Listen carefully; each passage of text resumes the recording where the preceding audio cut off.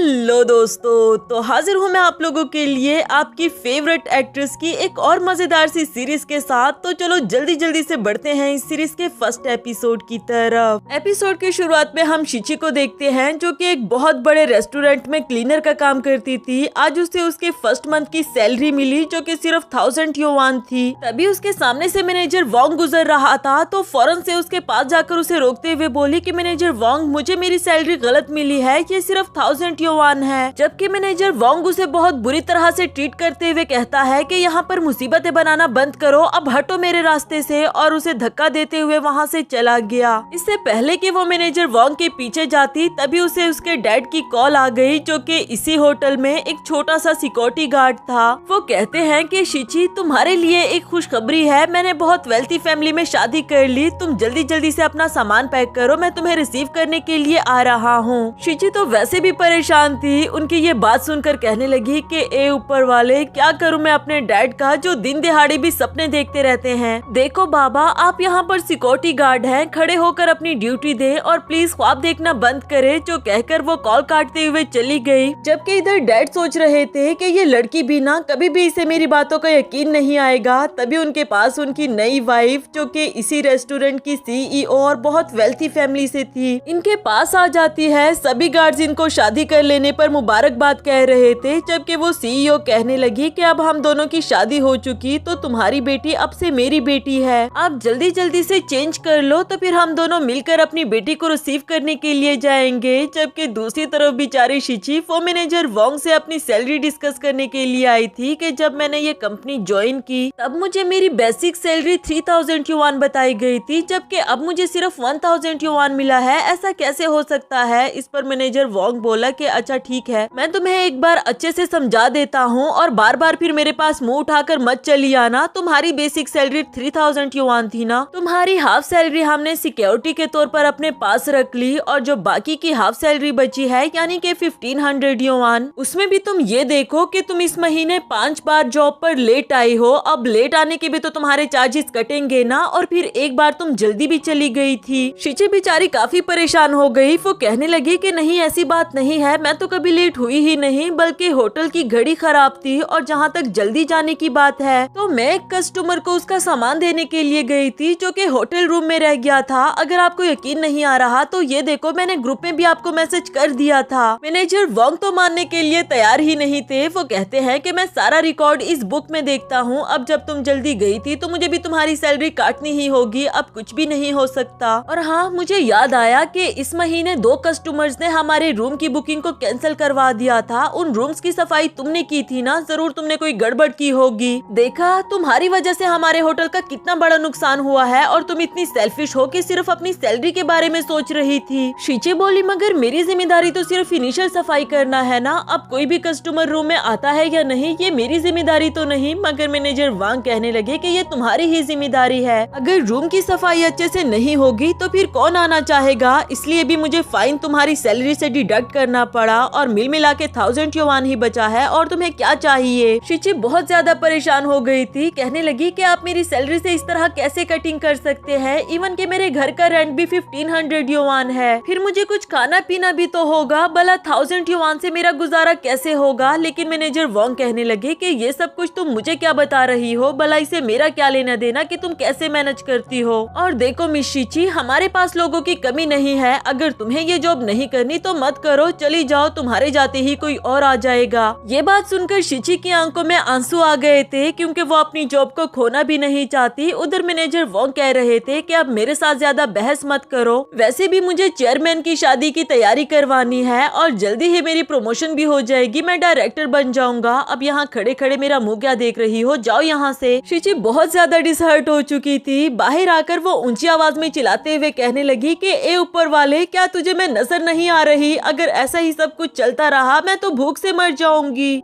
तभी उसके सामने एक गाड़ी आकर रुकी जो इसे देखते हुए पूछने लगे कि तुम्हारा नाम शिची ही है ना। वो बोली कि हाँ। तो इसके बाद वो लोग इसे जबरदस्ती अपने साथ ले जाने लगे। शिची तो काफी ज्यादा डर गई थी कि प्लीज छोड़ो मुझे, मैं मरना नहीं चाहती। उसे आलीशान घर पहुंचा देने के बावजूद भी वो यही कह रही थी कि देखो आप जो कोई भी हो, मैंने आपका चेहरा अभी तक नहीं देखा, मुझे जाने दो, मैं किसी से कुछ नहीं कहूंगी। सामने से डैड उसे आवाज देते हुए कहते हैं कि अरे पगली, मैं तुम्हारा बाबा हूँ। शिची ने जब उन्हें देखा तो हैरान हो गई, कहने लगी कि डैड आपने चेयरमैन का हाथ क्यों पकड़ रखा है। वो बोली कि बेटा अभी भी तुम मुझे चेयरमैन कह रही हो, मुझे मॉम कहकर बुलाओ। ये सुनकर तो शिची और भी ज्यादा हैरान हो गई कि क्या मॉम। जल्दी से डैड को साइड पर लाकर उनसे पूछने लगी कि डैड क्या सच में आपने इनसे शादी कर ली। और वो बोले कि हाँ मैंने तुम्हें बताया तो था। खैर मैंने तुम्हारे लिए गिफ्ट प्रिपेयर किया है, ये देखो। इतना सारा गोल्ड देखकर तो शिची के होश ही उड़ गए थे। डैड उसे संभालने लगे। शिची गोल्ड को देखते हुए कहती है कि मुझे यकीन नहीं आ रहा कि इतनी छोटी सी एज में मैं इतनी अमीर हो जाऊंगी। जबकि मॉम कहने लगी कि तुमने अपने डैड का बहुत ज्यादा ख्याल रखा, उनके लिए बहुत मेहनत की, लेकिन अब तुम्हारे मुश्किल दिन गुजर गए हैं। मेरे बच्चे नहीं, इसलिए आज से तुम मेरी ही बेटी हो। ये देखो मैंने भी तुम्हारे लिए एक गिफ्ट प्रिपेयर किया है। शिची भी देखकर काफी ज्यादा खुश हो गई थी। उनको गले लगाते हुए बोली कि आपका बहुत शुक्रिया मॉम। मॉम बोली कि इसके अलावा भी तुम्हारे लिए एक काम है, ये देखो हमारी वेडिंग रिंग्स। मैं चाहती हूँ कि इसे तुम ही डिलीवर करो। इतनी एक्सपेंसिव रिंग्स देखकर पहले तो शिची के होश ही उड़ गए थे। इसके बाद हमें वेडिंग का सीन दिखाया गया, जहाँ मैनेजर वोंग सभी सर्वेंट्स को गाइड कर रहा था कि आगे वाली टेबल सिर्फ चेयरमैन की फैमिली के लिए होगी, कोई और वहाँ पर बैठने ना पाए। और ये शिची कहाँ पर रह गई, अभी तक आई क्यों नहीं है। ये लड़की भी ना इतने इम्पोर्टेंट इवेंट में भी ये लेट हो गई। तभी दूसरी तरफ से शिची की एंट्री हुई, जो कि अच्छे से ड्रेसअप होकर आई थी और बहुत प्यारी लग रही थी। मगर मैनेजर वोंग से ये कैसे बर्दाश्त होता, उन्हें तो देखकर काफी ज्यादा गुस्सा आ गया। ऊपर से वो बैठी भी चेयरमैन की फैमिली के टेबल पर थी। मैनेजर वोंग उसके पास आकर बाकी सबको हेलो हाय करता है और उसे कहने लगा कि ये तुम क्या कर रही हो, क्या तुम्हें काम नहीं करना। शिची कहती है कि मैंने एक दिन की छुट्टी ली है इस वेडिंग सेरेमनी को अटेंड करने के लिए। वोंग को तो काफी ज्यादा गुस्सा आ गया। वो कहता है कि छुट्टी क्या, तुम तो ओवर टाइम काम करना डिजर्व करती हो।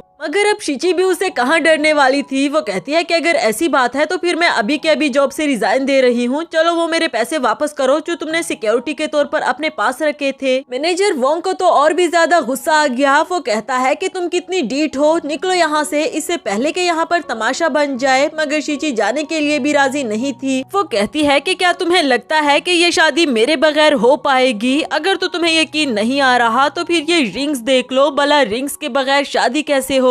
मैनेजर वोंग ने जब उसके हाथ में रिंग्स देखी तो फौरन उसके हाथ से छीन लेता है कि ये तुमने कहां से चोरी की, अब तो मैं तुम्हें यहाँ से जाने भी नहीं दूंगा। सिक्योरिटी गार्ड्स कहाँ रह गए हो? शिची उससे वो रिंग्स वापस लेना चाह रही थी कि ये तुम क्या कर रहे हो, वापस करो मुझे। तब तक दुल्हा और दुल्हन की एंट्री हो जाती है। उन दोनों के स्टेज पर आने के बाद अब चेयरमैन की बेटी यानी कि शिची को स्टेज पर बुलाया जा रहा था वो रिंग्स लाने के लिए, जो कि इस वक्त मैनेजर वोंग के हाथों में थे। वो जल्दी से अपने नंबर बढ़ाने के लिए आगे आते हुए बोला कि रिंग्स मेरे हाथों में है, इसे किसी ने चोरी कर लिए थे, मगर टाइमली मैंने इसे ढूंढ निकाले। चेयरमैन सबके सामने शिची को आवाज देते हुए कहती है कि बेटा रिंग्स लेकर स्टेज पर आ जाओ। जो सुनकर अब शिची भी उसके हाथों से वो रिंग्स ले लेती है और उसे घूर घूर कर देखने लगी। मैनेजर वोंग भी हैरान था कि आखिर ये क्या हो रहा है। ऊपर स्टेज पर जाकर जब शिची बोली कि मॉम डैड आप दोनों को शादी के लिए बहुत बहुत मुबारक हो, तभी मैनेजर वोंग को रियलाइज हुआ कि जाने अनजाने में उसने कितना बड़ा ब्लंडर मार दिया है। मगर खैर अभी भी कुछ ज्यादा देर नहीं हुई, मैं उससे माफी मांग लूंगा। इधर चेयरमैन यानी कि शिची की मॉम शिची को सभी लोगों से इंट्रोड्यूस करवा रही थी कि ये मेरी बेटी है। सिर्फ इतना ही नहीं बल्कि फ्यूचर में मेरी तमाम प्रॉपर्टी की ऑनर भी।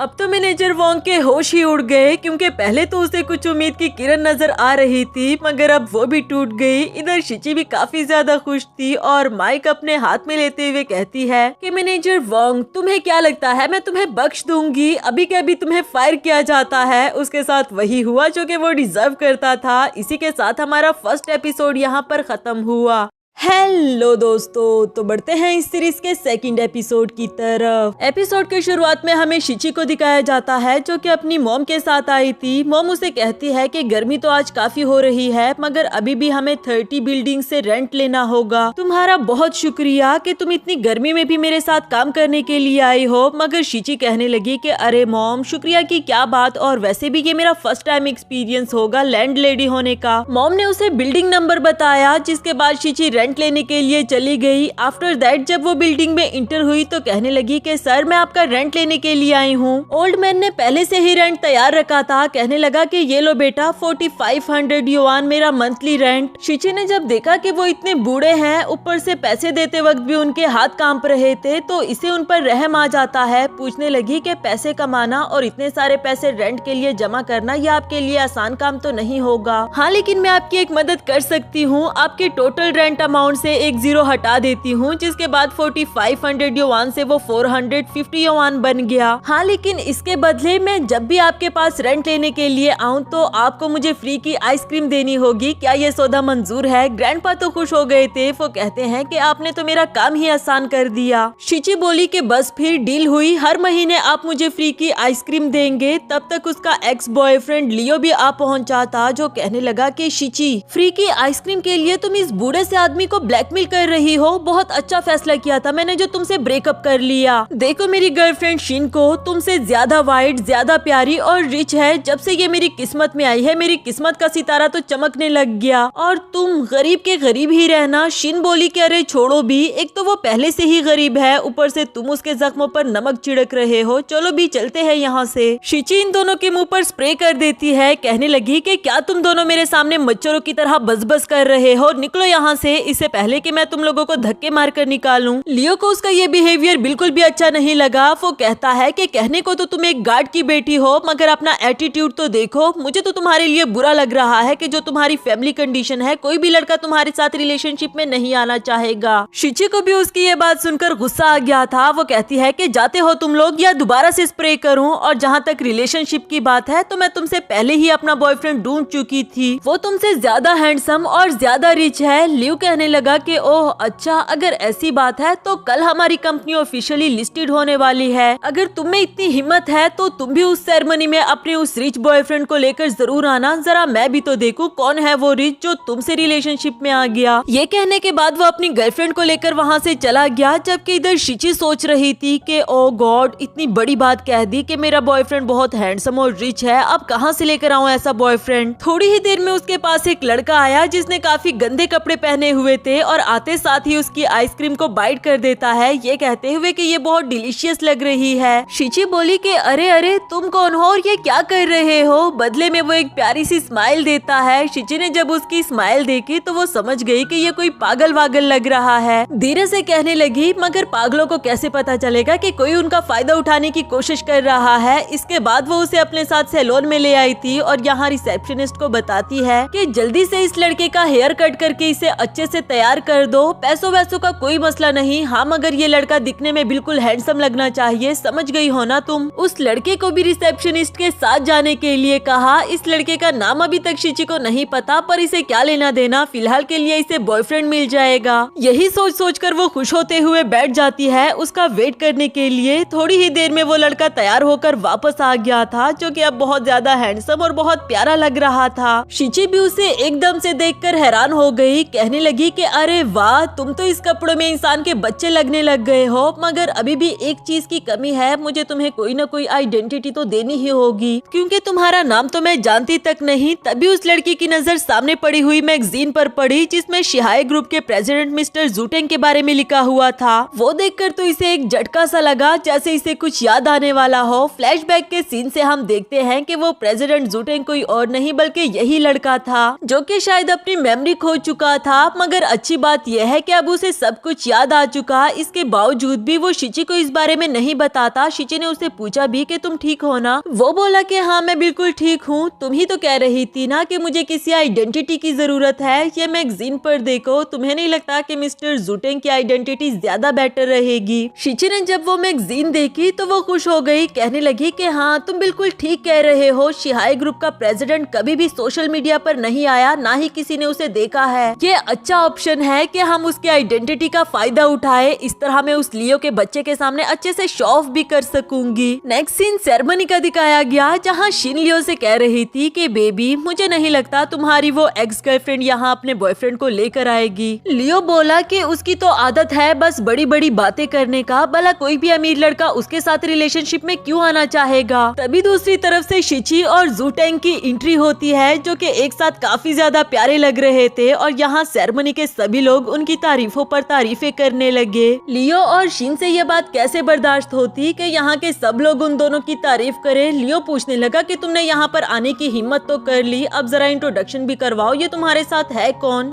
शिची बोली कि और कौन हो सकता है, मेरा बॉयफ्रेंड है जूटेंग। बाकी लोगों ने जब जूटेंग का नाम सुना तो आपस में ही कहने लगे कि जूटेंग वो शिहाई ग्रुप का प्रेसिडेंट जिसे स्टॉक मार्केट और बिजनेस का गॉड कहा जाता है, कहीं ये वो तो नहीं। लियो कहने लगा कि सुनो सुनो सब मेरी बात सुनो, इस लड़की के हाथों बेवकूफ बनने की कोई जरूरत नहीं, ये एक पुअर फैमिली से है तो भला इसे इतना ग्रेट बॉयफ्रेंड कहाँ से मिलने लगा। शिन कहती है कि हाँ लियो बिल्कुल ठीक कह रहा है, मिस्टर जूटेंग तो कभी भी किसी के सामने नहीं आया, ये दोनों जरूर उसकी आइडेंटिटी का फायदा उठा रहे होंगे। इवन के लियो ने तो शिची को चैलेंज भी कर दिया कि फिलहाल इस प्रोविंस का स्टॉक मार्केट गॉड मुझे कहा जाता है, अगर तुम चाहो तो हो जाए तुम्हारे बॉयफ्रेंड के साथ एक कंपटीशन। शिची तो जानती थी कि वो किसी पागल वागल को अपना बॉयफ्रेंड बनाकर ले आई है, फौरन से कहने लगी कि मैं भला अपने बॉयफ्रेंड को तुम्हारे साथ क्यों कंपेयर करने लगी, मुझे कोई चैलेंज नहीं एक्सेप्ट करना। लियो भी कोई बेवकूफ तो नहीं था, कहने लगा कि तुम मेरे चैलेंज को एक्सेप्ट करना नहीं चाहती या फिर तुम कर नहीं सकती हो। खैर अगर तुम मुझसे जान छुड़ाना ही चाहती हो तो अभी के अभी घुटने टेक कर मुझसे माफी मांग लो, वरना तो मैं पुलिस को बुला लूंगा। शिची को काफी ज्यादा गुस्सा आ गया, तभी जूटेंग ने इस चैलेंज को एक्सेप्ट कर लिया। साथ ही उसने एक शर्त रख दी कि हारने वाले को अपनी सारी नेटवर्थ यानी कि अपनी सारी दौलत जीतने वाले को देनी होगी। लियो को तो ये सब कुछ मजाक लग रहा था, कहने लगा कि ओए गरीब लड़के तुम्हारे पास कितनी ही दौलत होगी, चलो मैं इसमें तुम्हें हराकर तुम्हारी आंखें खुली की खुली कर देता हूँ, जिसके बाद कंपटीशन स्टार्ट हो जाता है। लियो ने 3 मिलियन के स्टॉक्स खरीदे जो कि हाई पर हाई होते जा रहे थे और इधर जूटेंग ने 1 मिलियन का स्टॉक लिया जो कि कब से नीचे ही चल रहा था। 1 मिलियन का सुनकर शिची फौरन उसे पूछने लगी कि तुम्हारे पास इतने सारे पैसे कहाँ से आए। उसका जवाब देने से पहले लियो पूछता है कि देखा जिसे तुम स्टॉक मार्केट का गॉड कह रही थी, उसे तो ये तक पता नहीं कि उसे अपने पैसे किस वाले स्टॉक में लगाना चाहिए। तुम पहले से ही गरीब थी और अब इस गरीब के साथ रहकर भी इसका कर्जा भरती रहोगी। इवन के बाकी के लोग भी आपस में बात करते हुए यही कह रहे थे कि इस लड़के ने कितनी बड़ी गलती कर दी है, वो वाले स्टॉक्स लेकर जो कि इंक्रीज होने का नाम ही नहीं ले रहे। इसके बावजूद भी जूटेंग शिची से कहने लगा कि तुम फिक्र नहीं करो, जल्दी ही हमारा अच्छा टाइम आने वाला है, बस तुम थोड़ा सा वेट करो और देखती जाओ। कुछ देर के बाद देखते ही देखते जूटेंग का लिया हुआ स्टॉक इंक्रीज करने लगा, जबकि लियो ने जो 3 स्टॉक्स ले रखे थे वो डाउन पर आने लगे। अचानक से देखकर तो सभी लोग हैरान हो गए कि अरे अरे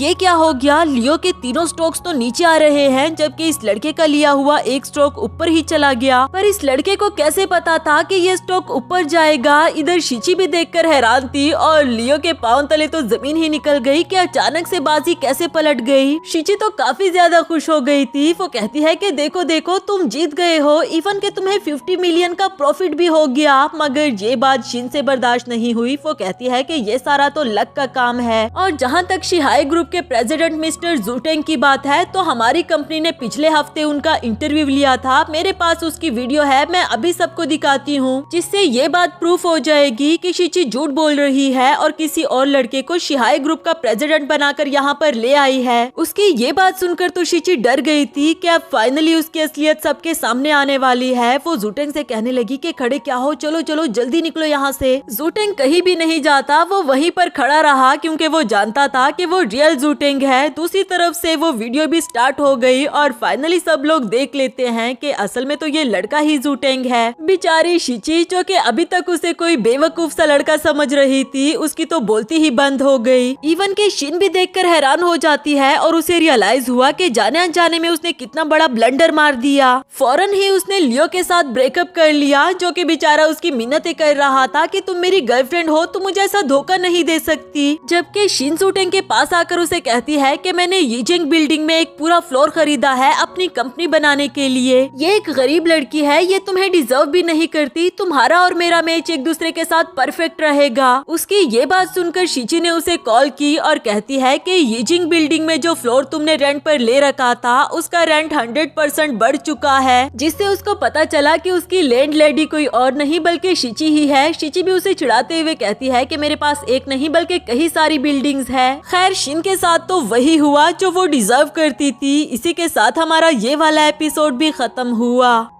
हेलो दोस्तों, हाजिर हूँ इस सीरीज के 3rd एपिसोड के साथ। अगर वीडियो पसंद आए तो वीडियो को लाइक और चैनल को सब्सक्राइब जरूर कर देना। एपिसोड के शुरुआत में शिची को दिखाया जाता है जो कि साइकिल चलाते हुए जा रही थी, पर ये बात मॉम और जुटेंग से बिल्कुल भी बर्दाश्त नहीं होती। मॉम उसे आवाज देते हुए कह रही थी कि शिची, तुम्हारी मॉम की इस सिटी में कितनी सारी प्रॉपर्टी है, क्या ये अच्छा लगेगा कि तुम कहीं और जाकर छोटी मोटी सी जॉब करो। जुटेंग भी यही कह रहा था कि तुम्हारा हस्बैंड CEO है, तुम बस ऑर्डर करो, अगर मैंने कुछ हाजिर ना किया तो फिर कहना। शिची भी उन दोनों की बातें सुनकर पक चुकी थी। आखिरकार साइकिल रोकते हुए कहने लगी कि उफ, आप दोनों को मेरी बात समझ क्यों नहीं आ रही, मैं बस शॉपिंग करने के लिए जा रही थी और साथ में मूवी भी देख लूंगी। अभी भी मॉम यही कहती है कि अगर तुम्हें मूवी देखनी थी तो मुझे पहले बता देती, चलो मैं तुम्हारे लिए एक स्पेशल ट्रैक्टर बनवा देती हूँ। दूसरी तरफ से जुटेंग कहने लगा कि हाँ ये सही रहेगा, मैं तुम्हारे लिए एक शॉपिंग मॉल बनवा देता हूँ। बेचारी शिची को तो कुछ कहने का मौका ही नहीं मिल रहा था। इवन के जुटेंग उसे सिटी के 3 अच्छे कंस्ट्रक्टर्स की प्रोफाइल दिखा देता है कि तुम खुद ही चूज करो तुम्हारे ये दोनों प्रोजेक्ट किसे दे। ना चाहते हुए भी शिची को चूज करना पड़ा। वो कहती है कि ये मिस्टर जिया काफी अच्छा लग रहा है, ये डिसेबल्ड लोगों को भी जॉब्स पर रखता है और इसने यंग इंटरप्रेन्योर का अवार्ड भी जीत लिया, इसलिए बेहतर होगा कि ये दोनों प्रोजेक्ट्स इसे दे दिए जाए। नेक्स्ट सीन में हमें मिस्टर जिया को दिखाया गया जो कि 3 पीस सूट पहनकर अपने ऑफिस से बाहर निकला। वही बेचारे डिसेबल्ड लोग बैठे हुए उनको रोकते हुए पूछने लगे कि मिस्टर जिया, हमने सुना है कि आपको 2 बड़े प्रोजेक्ट्स मिले हैं, एक सिनेमा का और एक शॉपिंग मॉल का, प्लीज अब तो हमें हमारी सैलरीज दे दो। तब तक यहाँ पर शिची भी पहुँच जाई थी और उन लोगों की ये सारी बातें भी सुन लेती है। दिल ही दिल में कहने लगी कि अच्छा तो ये है वो मिस्टर जिया जो कि डिसेबल्ड लोगों को जॉब्स ऑफर करता था। उधर मिस्टर जिया कहने लगा कि अच्छा तो तुम लोगों को सैलरीज चाहिए, फिर खड़े क्यों हो, घुटने टेको और मेरे सामने मिन्नतें करो सैलरी मांगने की। वो बेचारे तो बिल्कुल भी देर नहीं करते और जल्दी जल्दी से घुटने टेक देते हैं। मगर तभी शिची आगे आते हुए कहने लगी कि अरे अंकल, ये आप क्या कर रहे हैं, उठे उठे खड़े हो जाएं। आपको इसके सामने घुटने टेकने की कोई जरूरत नहीं, सैलरी आपका हक है जो इसे हर हाल में आपको देनी होगी। आप इसके लिए काम करते हो तो आपको इसे भीख मांगने की क्या जरूरत। मगर वो अंकल कहने लगा कि नहीं बेटा, तुम नहीं जानती, मेरी बूढ़ी माँ हॉस्पिटल में जिंदगी और मौत की जंग लड़ रही है, मेरे बच्चों की स्कूल की फीसिस पेंडिंग है, मैं और लेट नहीं कर सकता। जो कहकर वो दोबारा घुटने टेक लेता है। इधर मिस्टर जिया उस पर हंसने लगा। वो कहता है कि अरे वाह, तुम तो बहुत ज्यादा ओबीडियंट हो, तुम्हें सैलरी तो जरूर मिलेगी, लेकिन कब, ये सिर्फ मेरे मूड पर डिपेंड करता है। शिची को सुनकर काफी ज्यादा गुस्सा आ गया था। वो कहने लगी कि तुम्हें शर्म नहीं आ रही, इन लोगों की लाइफ वैसी ही इतनी टफ है और तुम इन लोगों के लिए और ज्यादा मुसीबतें बढ़ा रहे हो। ये कहकर वो उसे एक लात भी मार देती है। मिस्टर जिया की तो बैंड ही बज गई थी, मगर फिर भी वो खुद पर कंट्रोल करते हुए कहता है कि तुम्हें क्या लगता है मैं इन लोगों के साथ जुल्म कर रहा हूँ? नहीं, ऐसा नहीं है, ये लोग मेहनत ही नहीं करते, तो इसमें मेरी क्या गलती, मैं इन लोगों को किस चीज के पैसे दूं? शिची बोली कि ओह अच्छा, तुम मुझे अंधी समझते हो क्या? ये देखो, काम कर करके इनके हाथों पर खून के चाले बन गए हैं और तुम कह रहे हो कि ये लोग मेहनत नहीं करते, बगैर मेहनत के ये कैसे हो सकते हैं? मिस्टर जिया ने अब अपनी औकात दिखाना शुरू कर दी थी। वो कहने लगा कि तुम गरीब लोग इस काबिल नहीं कि मुझे कुछ भी सिखाओ, चलो जाओ जाओ और अपना काम करो। वैसे भी मुझे यंग इंटरप्रेन्योर का अवार्ड मिला है जो आज रात को मैं रिसीव करने के लिए जाऊंगा। मैं नहीं चाहता कि तुम लोगों की वजह से खामखा मेरा मूड खराब हो जाए। और तुम सब चीप वर्कर्स, तुम लोगों ने मुझे ऑफेंड किया है, अब तो सारी जिंदगी तुम लोगों को सैलरी नहीं मिलने वाली। जो कहकर वो वहाँ से चला जाता है। इधर अंकल शिची से कहने लगा कि बेटा, तुम्हें खामखा बीच में नहीं आना चाहिए था, तुम नहीं जानती कि हम लोग कितने ज्यादा मजबूर है। मगर शिची उनको समझाते हुए कहती है कि अंकल आप फिक्र नहीं करें, मैं हूँ ना, मैं सब कुछ ठीक कर कर दूंगी। नेक्स्ट सीन में शिची को काफी ज्यादा गुस्सा आ रहा था। वो यही सोच रही होती है कि मिस्टर जिया को सबक कैसे सिखाया जाए। तभी मॉम आते हुए बोली कि बेटा तुम फिक्र क्यों करती हो, तुम्हारी मॉम है ना, मैं हमेशा के लिए उसे बिजनेस इंडस्ट्री में बैन करवा दूंगी। शिची बोली कि नहीं मॉम, ये सजा तो उसके लिए बहुत कम होगी। आज शाम को वो अपना अवार्ड रिसीव करने वाला है ना, मैं उसे ऐसी सजा देना चाहती हूँ कि वो हमेशा के लिए याद रखे।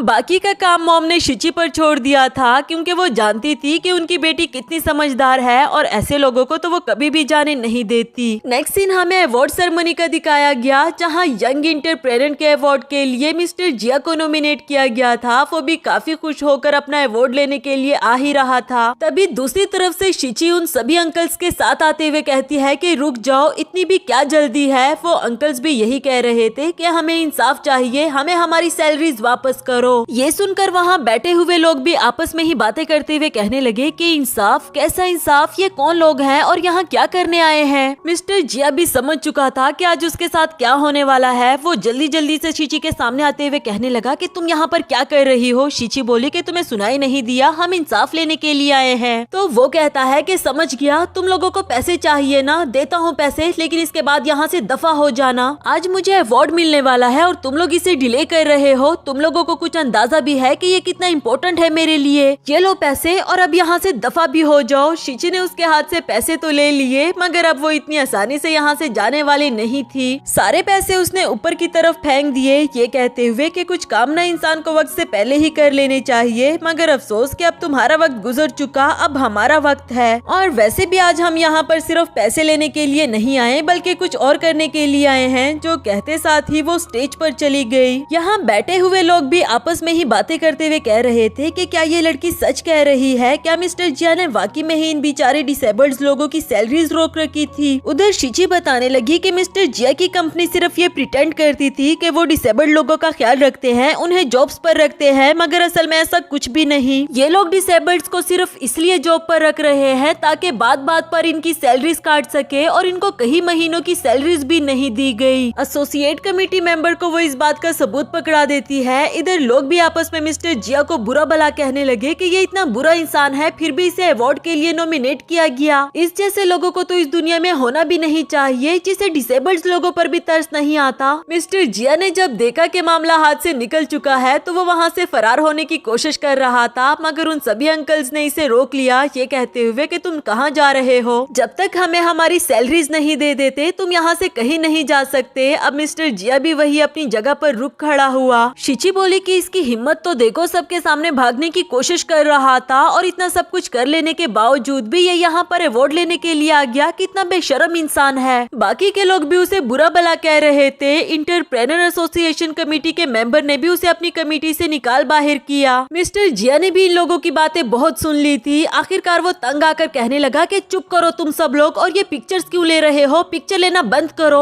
तुम लोगों को क्या लगता है कि ये अवार्ड सेरेमनी खराब करने से मुझे कुछ ज्यादा फर्क पड़ेगा? नहीं, ऐसा बिल्कुल भी नहीं है। और ये लोग जो अभी तक सैलरी मांग रहे थे, अब तो मैं बिल्कुल भी नहीं देने वाला। और भला इस छोटे से अवार्ड से मुझे क्या ही मिल जाता, मुझे वैसे भी 2 बड़े प्रोजेक्ट्स मिल चुके, एक शॉपिंग मॉल और एक सिनेमा का, तो इसके अलावा मुझे और क्या चाहिए होगा। ये कहते हुए तो मिस्टर जिया बहुत ज्यादा खुश हो रहा था, इवन के ऊंची ऊंची आवाज में हंसने लगा। तभी दूसरी तरफ से एंट्री होती है शिची की मॉम की, ये कहते हुए कि तुम्हारे सिनेमा का प्रोजेक्ट तो मैंने कैंसिल कर दिया। अचानक से जब मिस्टर जिया ने उसे देखा और उसके मुंह से ये बात सुनी, तो कहने लगा कि मैडम आप ऐसा कैसे कर सकती हैं, मुझे शॉपिंग मॉल का भी इतना बड़ा प्रोजेक्ट मिला है, क्या आपको मेरे काम पर यकीन नहीं? तब तक वहाँ पर जूटेंग भी आ पहुँचा था, ये कहते हुए कि तुम्हारा शॉपिंग मॉल का प्रोजेक्ट भी मैंने कैंसिल कर दिया। सिर्फ यही नहीं, बल्कि तुम्हें बिजनेस इंडस्ट्री से भी बैन कर दिया। यहाँ तो मिस्टर जिया के होश ही उड़ गए। वो पूछने लगा मगर क्यों, मैंने ऐसा कुछ भी नहीं किया और आप लोगों को तो मैंने कभी भी ऑफेंड नहीं किया। मॉम बोली कि तुमने मुझे तो ऑफेंड नहीं किया, मगर मेरी बेटी को तो किया है ना। तब तक शिची भी उसके सामने आ गई थी। जूटिंग भी यही कह रहा था कि हाँ तुमने मेरी वाइफ को ऑफेंड किया है। मिस्टर जिया तो अब स्पीचलेस हो गया था। वो कहने लगा कि तुम रिच फैमिली की बेटी हो, इवन के फेमस बिजनेसमैन की वाइफ भी। अब उसके होश ठिकाने आ गए थे और फौरन से यू टर्न लेते हुए कहने लगा कि प्लीज प्लीज मुझे माफ कर दो, मुझसे गलती हो गई है, मैं आइंदा ऐसा कभी भी नहीं करूंगा। शिची बोली कि अच्छा तो अब तुम ये चाहते हो कि मैं तुम्हें माफ कर दूं, पर इसके लिए मेरी एक शर्त है, तुम वापस जाओ कंस्ट्रक्शन करने के लिए, लेकिन अब से ये सब तुम्हारे बॉस होंगे ये और तुम इसके एम्प्लॉय। मिस्टर जिया इस बात को कैसे एक्सेप्ट करता, वो तो लाचार होकर वहीं पर बैठ जाता है, जबकि शिची बड़े मजे से कहने लगी कि इतनी फिक्र क्यों कर रहे हो, मैं तुम्हारे जितनी बुरी नहीं हूँ, तुम्हें तुम्हारी सैलरी जरूर मिलेगी, मगर कब ये सिर्फ मेरे मूड पर डिपेंड करता है। जो कहकर वो उसके सामने डांस करने लगी और इसी मजेदार से सीन के साथ हमारा ये एपिसोड भी खत्म हुआ।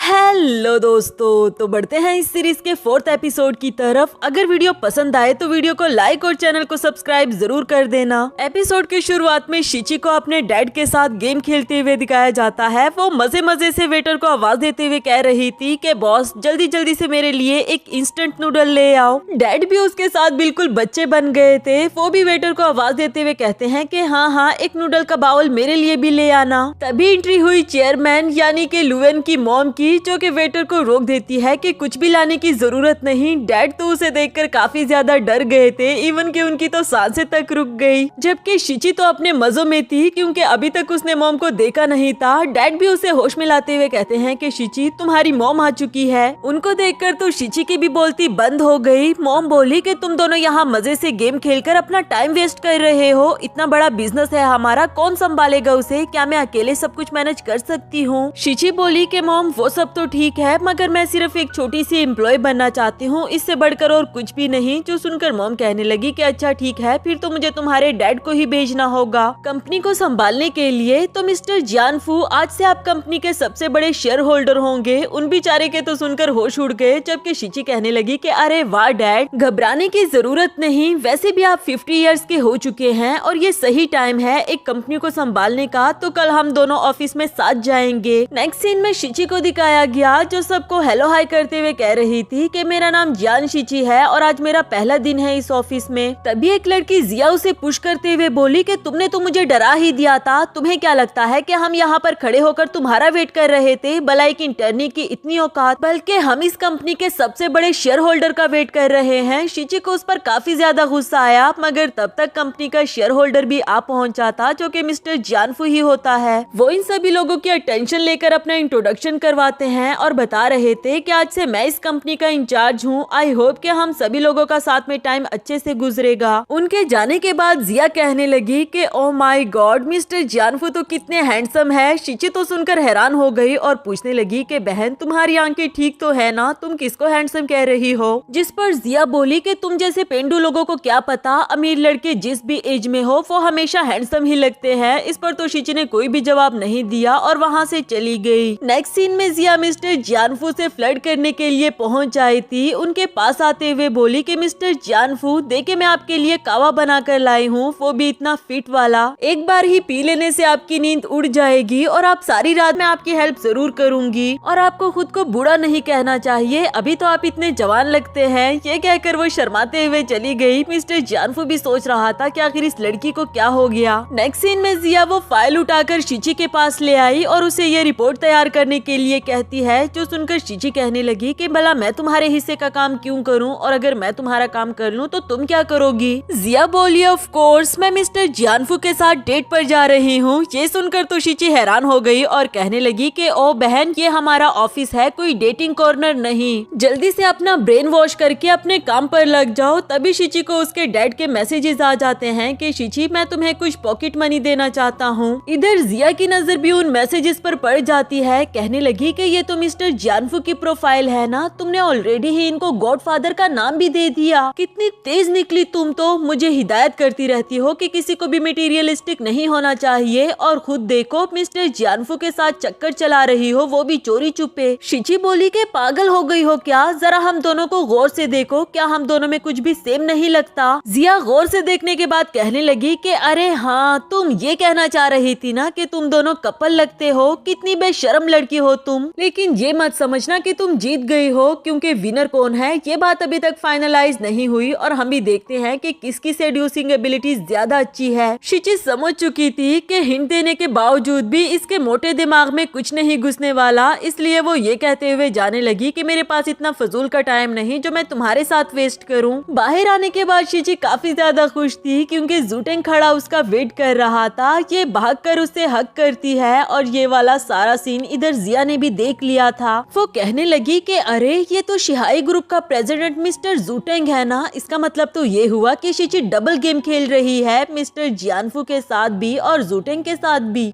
साथ ही उसकी पिक्चर्स भी क्लिक कर ली कि अब देखना मैं तुम्हारे साथ करती क्या हूँ, बड़ी आई तुम मुझे हराने वाली। नेक्स्ट सीन में शिची को जिया की बातें सोच सोच कर काफी ज्यादा गुस्सा आ रहा था कि पता नहीं दुनिया में कैसे कैसे लोग रहते हैं। कि तभी जूटेंग उसके लिए एक गिफ्ट लेकर हाजिर हो गया, जो देखकर तो शिची बहुत ज्यादा खुश हो गई। डैड भी अपनी वाइफ के लिए सेम गिफ्ट लेकर हाजिर हो जाते हैं ताकि उनको ये बात फील ना होना कि उनकी केयर करने वाला कोई भी नहीं है। ये देखकर शिची कहने लगी कि मॉम हम कितनी लकी है ना, या फिर कुछ ज्यादा ही समझदार, क्योंकि हम दोनों ने अपने लिए वो पार्टनर्स चूज किए जो जानते हैं कि हमें कैसे खुश किया जाए। नेक्स्ट सीन मीटिंग का दिखाया गया, जहां मिस्टर तियानफू जूटेंग को इंट्रोड्यूस करवाते हुए बता रहे थे कि ये हमारे बड़े क्लाइंट है जिसके साथ हम एक प्रोजेक्ट पर काम करेंगे। थोड़ी ही देर में जिया भी पहुंच आई, ये कहते हुए कि ये मीटिंग नहीं हो सकती, मिस्टर तियानफू शिची आपके साथ गेम खेल रही है, आपके साथ होने का नाटक करके ये मिस्टर जूटेंग के साथ हवाओं की सैर कर रही थी। मैंने खुद इसे अपनी आंखों से देखा, नहीं तो आप खुद पूछ लें। मिस्टर जान पूछ रही थी कि शिची अब तुम देखती जाओ कि तुम्हारे साथ होता क्या है। उधर डैड उन दोनों से कहने लगे कि तुम दोनों हवाओं की सैर कर रहे थे और बेशर्मो मुझे इनवाइट तक नहीं किया। ये सुनकर इधर जिया के तो होश ही उड़ गए। वो कहने लगी कि मिस्टर तियानफू आपको ये मजाक लग रहा है। वो बोले कि प्लीज यहाँ रहकर हमारी मीटिंग खराब मत करो और ना ही फजूल किस्म के तमाशे बनाओ, बाहर जाकर अपना काम करो और अगर नहीं कर सकती तो रिजाइन दे दो, मुझे इससे कोई भी मसला नहीं। जिया को काफी ज्यादा गुस्सा आ रहा था कि आखिर उसका खेल उसी पर कैसे भारी पड़ गया। थोड़ी ही देर में वो बाहर आई और सबको इकट्ठा करते हुए कहने लगी कि सुनो सुनो, शिची इस ऑफिस में रहकर डबल गेम खेल रही है। अगर तुम लोगों को यकीन नहीं आता तो ये देखो, अपनी आंखों से देख लो। जो देखकर तो सभी लोग आपस में शिची के बारे में बातें करने लगते हैं। वो पिक्चर्स देखकर शिची उसे समझाते हुए कहती है कि देखो जिया, इस तरह के रूमर्स फैलाना बंद करो वरना तो तुम्हें बहुत महंगा पड़ जाएगा। मगर जिया अपनी हरकतों से बाज आने वाली कहाँ थी। वो कहने लगी कि शिची तुम इतनी कैपेबल हो, तुमने दो अमीर मर्दों को अपने जांचे में फंसाया हुआ है, तो भला तुम्हें इस बात का डर क्यों है कि लोग तुम्हारे बारे में बातें करेंगे। तब तक जूटेंग और मिस्टर जियानफू भी बाहर आ जाते हैं। जूटेंग कहने लगा कि लड़की तुम अभी भी तुम अपनी हरकतों से बाज नहीं आई। मैं बता रहा हूँ कि अगर तुमने अपनी जुबान बंद नहीं की तो फिर तुम्हारे साथ क्या होगा ये तो मैं भी गैस नहीं कर सकता।